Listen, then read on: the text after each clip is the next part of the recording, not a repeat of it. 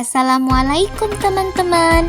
Kali ini Mimin akan membahas tentang tata cara haji dan umroh. Ibadah haji merupakan rukun Islam yang kelima dan merupakan ibadah mahdoh. Ibadah haji dilaksanakan pada bulan Dzulhijjah di Mekah. Hukum melaksanakan ibadah haji adalah fardu ain atas mukmin yang telah memenuhi syarat-syarat yang ditentukan. Ibadah haji hanya diwajibkan sekali seumur hidup, sedangkan yang kedua kali dan seterusnya hukumnya sunnah. Ibadah haji adalah ibadah yang dilakukan di tanah suci Mekah dan merupakan wujud dasar ketaatan kita kepada Allah Subhanahu wa Ta'ala. Lalu, bagaimana sih tata cara ibadah haji yang benar agar ibadah haji kita tidak sia-sia? Yuk simak penjelasannya. Yang pertama, berihram. Sebelum berihram, kita disunahkan untuk memotong rambut supaya lebih rapi, memotong kuku, mandi sunnah ihram, berwudu, memakai wangi-wangian, menyisir rambut, dan sebagainya. Kemudian membaca niat haji.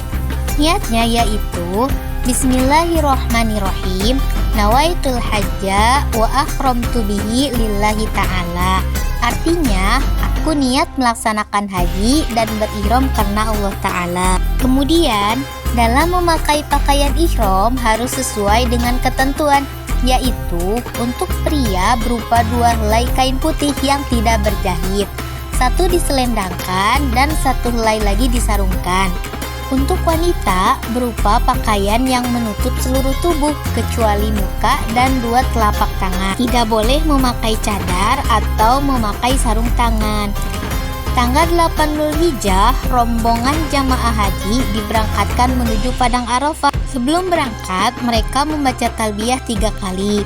Kemudian diteruskan dengan membaca sholawat kepada Nabi Muhammad SAW. Yang kedua, wukuf di Padang Arafah. Nah, setelah sampai di Padang Arafah, kita menunggu waktu wukuf yaitu tanggal 9 Dzulhijjah setelah tergelincir matahari sampai terbit fajar tanggal 10 Dzulhijjah. Selama menunggu waktu masuk wukuf, jamaah haji hendaknya banyak dzikir kepada Allah dengan membaca takbir, tahmid, istighfar, dan bacaan-bacaan lain sampai masuk waktu wukuf. Saat-saat waktu wukuf inilah inti dan kunci ibadah haji. Yang ketiga, mabit di Muzdalifah. Setelah jamaah menunaikan wukuf di Padang Arafah pada tanggal 9 Dzulhijjah, mereka segera berangkat ke Muzdalifah untuk mabit atau bermalam. Keberangkatan ke Muzdalifah dilakukan setelah terbenam matahari. Waktu mabit yaitu antara maghrib sampai terbit fajar tanggal 10 Dzulhijjah. Pada waktu tiba di Muzdalifah, mereka harus mencari dan mengumpulkan batu kerikil sedikitnya 7 butir untuk melempar jumroh Aqobah pada hari raya tanggal 10 Dzulhijjah.